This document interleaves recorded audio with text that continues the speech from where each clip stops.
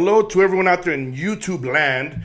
Welcome once again to Five Strands. I know I've been kind of absent, but I've been very, very busy, very, very swamped. There's just a bunch of things that have been going on. More so, I've been out of town. I caught somewhat of a flu, so I wasn't feeling too good. I was still doing a ton of interviews from home, but you weren't seeing me out there as much because of that. And I wasn't doing the channel, because I've just been under the weather, and I've been swamped doing other things nonstop, traveling. But I'm always complaining, and I'm saying, I want to make it grow, I want to make it bigger. Well, how do you do that? You have to put more content down. That's one of the main reasons. That's one of the main ways of how to do it. However, I have noticed that I get a ton of views, but I'm not getting the subscriptions, the followers, whatever it may be. So do me a favor. Click down there, hit the subscribe button, follow this show. It's important. It's important to me, and it should be important to a lot of you that are following it, because I'm doing this to continue to grow the word, as you would say. I do a bunch of interviews. I've done other shows.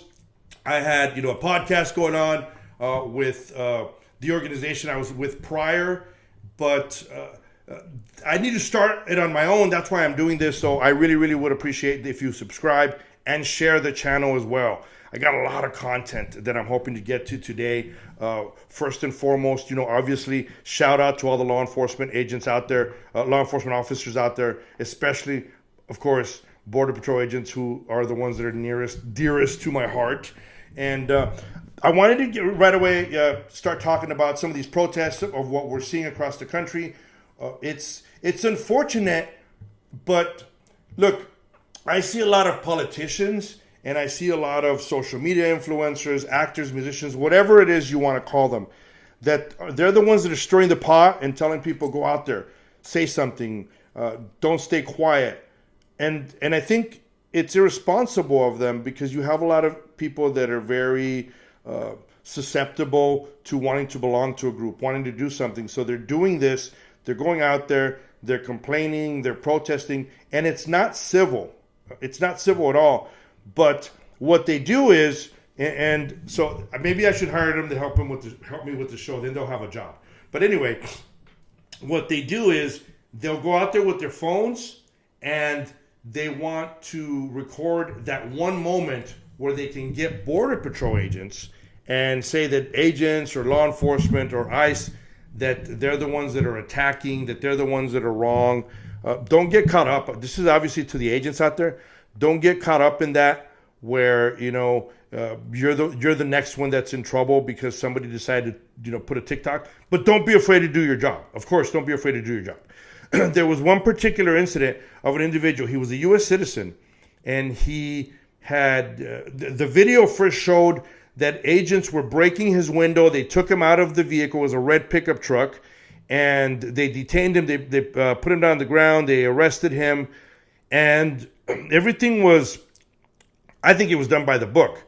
But of course, you're going to have people out there that are the only headline they're going to push is, this was a U.S. citizen. Why were they doing that to a U.S. citizen? Border Patrol's out of control, just on and on.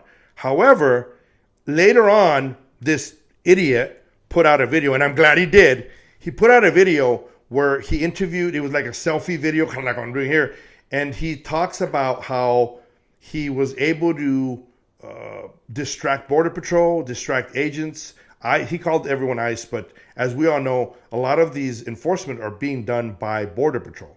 But he said ICE, and he admitted that he was distracting them on purpose so he can have those that were there illegally get away. So now, they went back, they've detained them, they've arrested him. I'm hoping they charge him with something, but we're just going to have to wait and see. But that's the reality of what's going on out there, is that you have people that they're looking for more Instagram followers or likes, or they have their own YouTube channel, whatever it may be, and they're doing this, and they want to capture that one moment where they can come after the agents and somebody in the agency themselves.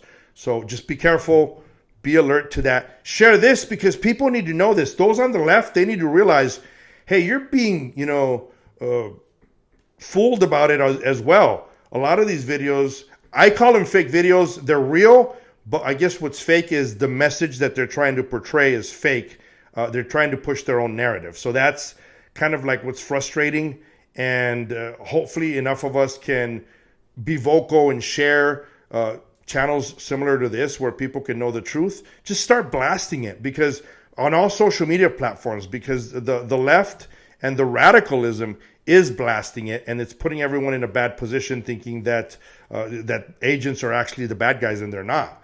And the reason I say that is you got to remember, immigration laws haven't changed.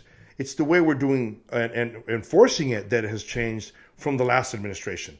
I've said it till I'm blue in the face. The last administration, as long as you said asylum, you came across and they released you. That's what it came down to. That's what was happening. And now we have tons of people in the U.S. that think it's okay to just remain here. You don't have to go to immigration court. You don't have to do anything. And we're in the mess we're at right now. And again, because I said it last time, and I'm going to continue to say it, when you're seeing the people that a lot of people are for pushing and saying they don't have a real criminal background. Okay, they're still creating a crime because they're here illegally. But yeah, I'll give you that. They don't have a criminal background in the United States. But we don't know what criminal background they have in their own country. So let's be clear on that one. But even those people that are being detained, they're being detained because they're being snitched off by their friends, their family members, their coworkers, whatever it may be. And you can't ignore that. You have to make sure that once you're told, hey, you have to investigate, you investigate. So maybe if you all weren't snitching on each other, you guys, would not be getting arrested so much. However, I enjoy that you're snitching, because it's helping the agents do their job and be out there and arrest people that are here illegally. Now, on that note, though, I wanted to talk. I was in Mar-a-Lago. I was recently in Mar-a-Lago. I was invited by a very good friend of mine, Kyle Reyes, who is with Law Enforcement Today. He's also with Blue Lives Matter. So I was out there with them. I received an award. It was called the Big Blue Bash. I did receive an award out there with them. It was humbling, because I'm on the stage with Kristi Noem, Tom Homan. I'm on the stage with Mike Banks, who is just you know what? Let me touch on that. Mike Banks isn't getting enough credit. I got to get some water, guys, because I'm dying here. And someone's going to say, oh, he drank water while doing YouTube. How unprofessional. Okay, live with it. Now, I wanted to touch base on Mike Banks doing a fantastic job on just all around and what he's doing. So hopefully, that continues moving forward. I know from working with him, he's somebody that cares about the troops. And if there's issues that are being brought up or have risen, I think it's Mike Banks is just the right guy where agents can feel comfortable to talk to and say, hey, Chief, these are some of the issues, because he's one of those guys that's willing to listen. We got Tom Homan out there that continues to do a fantastic job. He's a good friend of mine. I hung out with him at Mar-a-Lago. We talked about all kinds of things. And then I saw Kristi Noem. Kristi Noem, again, fantastic. We sat down and talked. She asked me, hey, Art, what's the deal? What's going on? So I was able to talk to her about some of the issues, which I know she was listening. It was fantastic just being there. Shout out again to Law Enforcement Today. Shout out to all those guys out there. Shout out to, obviously, Kyle Reyes, who is my good friend. And again, I received an award for achievements within federal law enforcement, which I thought was a big deal. I was there. Kristi Noem was there, like I said. Mike Banks. There was so many people there. I'm having a hard time remembering all their names and who all was there. But there was heavy hitters receiving a ton of recognition. Dean Cain was there, Superman. So I got to take a picture with Superman. Sarah Carter, my great friend, of course, was there, and it was good hanging out with her. I took my family with me, which was a big deal to me. I knew I was going to be receiving that award, so I wanted to take my family with me. So the whole family went to Mar-a-Lago. We had a good time. It was the very first Big Blue Bash, and they did a fantastic job putting it together. The amount of individuals that were there was just fantastic. The staff at Mar-a-Lago was great. So it was just all around. It was a good experience, and it was good to be out there. I came back immediately, and then the next day I had to fly out to San Diego and do a mini border tour in different areas of San Diego. I was in San Diego out there in Imperial Beach. Again, that area continues to be a cesspool. I hate to say it, but there's still chemicals and raw sewage that's being dumped from Mexico into the United States. It's very upsetting to see that. So there's still a lot of work that we need to do to clean up, literally to clean up, because it was just a mess. When I was out there with FAIR, so some of you know that I'm working also with the Federation for American Immigration Reform. I'm a border security advisor for them. I was out there with them, seeing that area in Imperial Beach. As soon as we got out of the vehicle, not myself, but myself, but the other two ladies that were with me, their eyes started burning. They could smell it in the air, both chemicals and feces. It's just raw sewage just being pumped into our ocean. And there's signs. If you guys go to my Instagram, you'll see it on my Instagram. I put a very short video of the signs and how there's a lot of issues going on there in that area of the country. So just imagine, Border Patrol agents respond to that. If you go to my Instagram, you'll see the video of a helicopter that was patrolling that area. If groups come across, agents have to get in this, disgusting water to try to arrest people, and their lives are at risk. They're being exposed to chemicals, and clearly the signs are there. It says, don't get in the water. It says, don't go past this point into the water because of the chemicals and raw sewage. So it's not good for you. Once again, just more things that our agents are constantly exposed to that we need to look at. And the reason I say we need to look at it is because the border is more secure than it's ever been. And take it from someone that's still on the border.